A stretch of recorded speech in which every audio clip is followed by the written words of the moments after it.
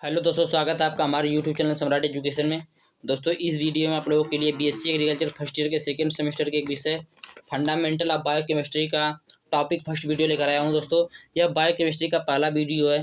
तो यदि आप लोगों को इसका पीडीएफ चाहिए तो डिस्क्रिप्शन में व्हाट्सएप ग्रुप का लिंक और व्हाट्सएप नंबर दिया गया है, वहाँ से मैसेज करके आप इसका पीडीएफ ले सकते हैं। तो दोस्तों, इसका title importance of biochemistry, properties of water रहेगा। दोस्तों, यहाँ पे वाटर प्रॉपर्टी या water pH and buffer.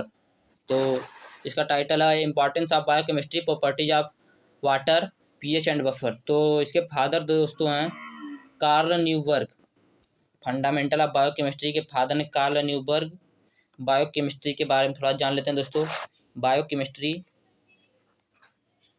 Biochemistry bio plus chemistry दो शब्दों से मिलकर बना है दोस्तों। ग्रीक भाषा का शब्द है। बायो का मतलब है जीव और केमिस्ट्री का मतलब है रसायन। तो दोस्तों, इसे हम बायोकेमिस्ट्री में रसायन शास्त्र के नाम से पढ़ेंगे। तो बायोकेमिस्ट्री ग्रीक भाषा के दो शब्द बायो प्लस केमिस्ट्री से मिलकर बना है। इसके फादर दोस्तों हैं कार्ल न्यूबर्ग। कार्ल न्यूबर्ग आप लोग देख सकते हैं यहाँ पे।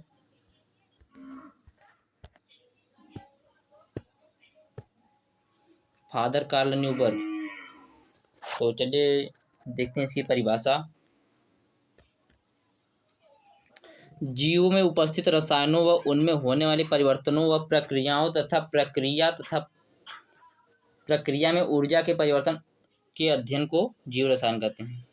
जीवों में उपस्थित रसायनों, दोस्तों जो जीव है, कोई भी जीव हुआ, उसके अंदर जो रसायन है उसमें उपस्थित उनमें होने वाली परिवर्तन। जैसे दोस्तों कोई जीव है, उसमें होने वाली परिवर्तन व प्रक्रिया तथा प्रक्रिया में ऊर्जा परिवर्तन के अध्ययन को जीव रसायन कहते हैं। तो उसमें होने वाली जो परिवर्तन है, परिवर्तन हो रही है, जो परिवर्तन जो प्रक्रिया हो रही है और प्रक्रिया होने में जो दोस्तों ऊर्जा लग रही है, उसी को जीव रसायन कहते हैं। तो आप लोग फिर से परिभाषा सुनिएगा। जीवों में उपस्थित रसायनों व उनमें होने वाले परिवर्तनों व प्रक्रियाओं तथा प्रक्रिया में ऊर्जा परिवर्तन के अध्ययन को जीव रसायन कहते हैं।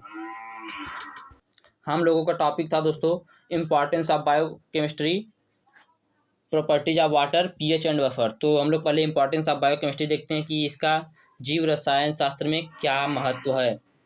तो इसका जीव रसायन शास्त्र में दोस्तों बहुत ही महत्व है। इससे हम बीमारियों का पता लगा सकते हैं। बायोकेमिस्ट्री से बीमारियों का पता लगा सकते हैं।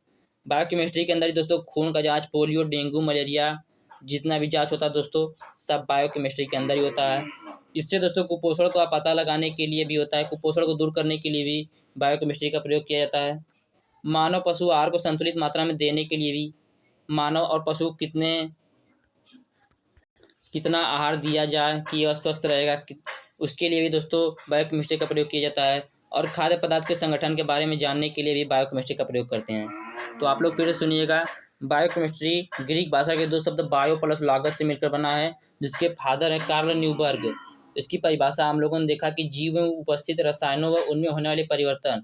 कोई जीव उनमें उपस्थित रसायन जो है, उनमें होने वाले परिवर्तन तथा प्रक्रिया, उस परिवर्तन को होने में जो प्रक्रिया लग रही है, उसमें जो ऊर्जा लग रही है, ऊर्जा के अध्ययन को जीव रसायन कहते हैं। इसका इंपॉर्टेंस हमने देखा कि इससे बीमारियों को पता लगा सकते हैं, खून की जांच कर सकते हैं, पोलियो, डेंगू, मलेरिया टेस्ट कर सकते हैं, कुपोषण का पता लगा सकते हैं और उसे दूर करने के लिए भी इसका प्रयोग करते हैं। मानव पशु आहार को संतुलित मात्रा में देने के लिए भी, खाद्य पदार्थ के संगठन के बारे में जानने के लिए भी बायोकेमिस्ट्री का प्रयोग करते हैं।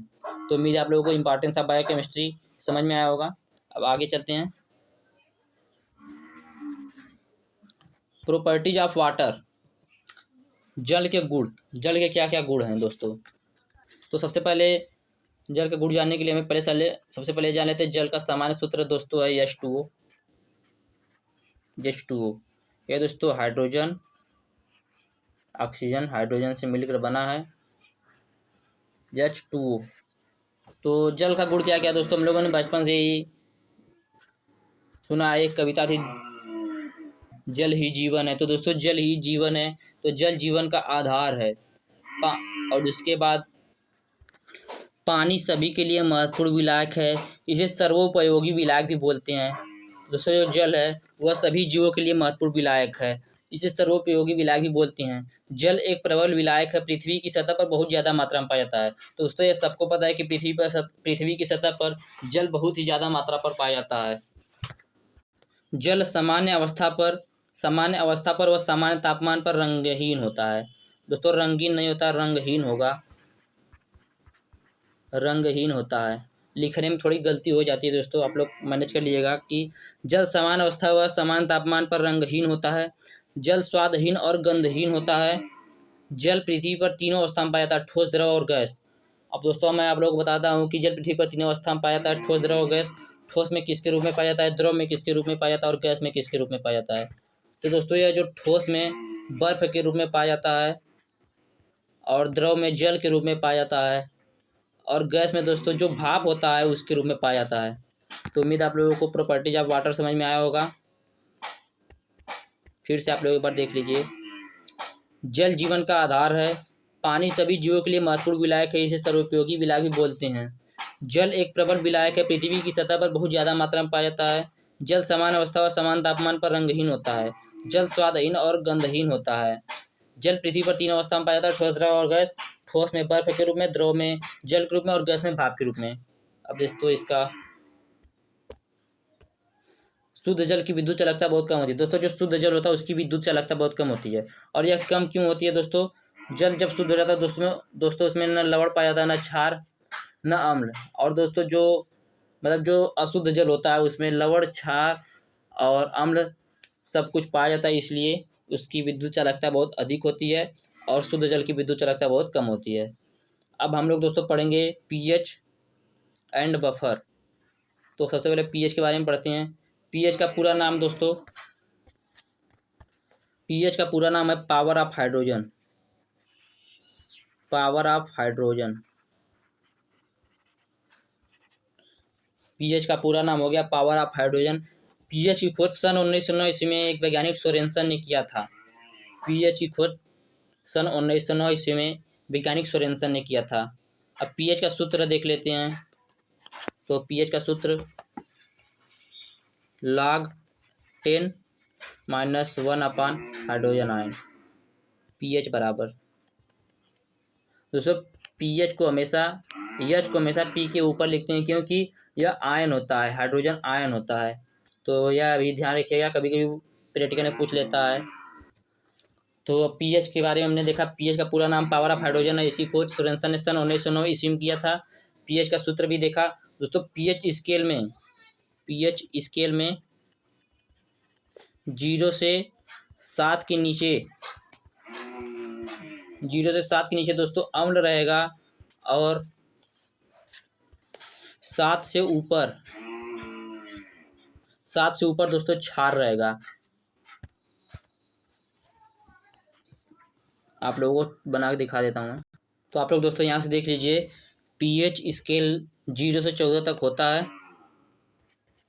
यहाँ पे जगह नहीं है, मैं सिर्फ 10 तक लिखा आप लोगों को समझाने के लिए। तो 1 से 6 तक मतलब 7 के नीचे तक दोस्तों अम्ल रहेगा और 7 दोस्तों जो होता है वो उदासीन होता है, बीच में जो होता है उदासीन होता है और 7 के नीचे दोस्तों क्षार होगा। तो पीएच स्केल में 0 से 7 के नीचे तक अम्ल, बीच में उदासीन, 7 से ऊपर क्षार। तो उम्मीद आप लोगों को पीएच समझ में आया होगा। अब देखते हैं बफर। बफर को दोस्तों हिंदी में उभय प्रतिरोधी विलयन भी कहते हैं। बफर को हिंदी में कहते हैं उभय प्रतिरोधी विलयन। उभय प्रतिरोधी विलयन। तो इसकी परिभाषा देख लेते हैं। बफर विलयन का मुख्य गुण यह है कि दोस्तों कुछ अलग ही गुण लिखा गया है। बफर विलयन का मुख्य गुण यह है कि इसमें किसी प्रबल अम्ल या प्रबल क्षार की थोड़ी मात्रा या मध्यम मात्रा मिलाने पर इसके पीएच बहुत कम बदलता है। जैसे दोस्तों आप लोगों को समझा देता हूँ उदाहरण के माध्यम से। जैसे दोस्तों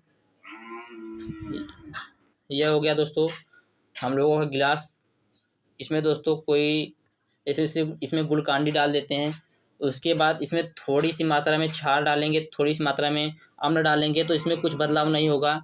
तो इसी को दोस्तों बफर विलयन या उभय प्रतिरोधी विलयन कहते हैं। थोड़ी सी मात्रा में, मध्यम मात्रा में, मध्यम मात्रा में डालेंगे तो थोड़ा थोड़ा बदलेगा और ज़्यादा मात्रा में डालेंगे तो बदलेगा ही। तो परिभाषा था बफर विलयन का मुख्य गुण यह है कि इसमें किसी प्रबल अम्ल या प्रबल क्षारक की थोड़ी मात्रा या मध्यम मात्रा मिलाने पर, जब यह नहीं बदलेगा विलयन, तो इसे बफर विलयन कहते हैं। तो उम्मीद आप लोगों को यह टॉपिक समझ में आया होगा। ऐसे ही और वीडियो देखने के लिए हमारे चैनल को सब्सक्राइब करें, वीडियो को लाइक करें, शेयर करें। और यदि आप लोगों को पीडीएफ चाहिए तो डिस्क्रिप्शन में व्हाट्सएप ग्रुप लिंक और व्हाट्सएप नंबर दिया गया है, वहाँ से मैसेज करके आप इसका पीडीएफ ले सकते हैं। और यदि आप लोगों का कोई भी प्रश्न हो तो व्हाट्सएप या कमेंट में पूछ सकते हैं। जय हिंद।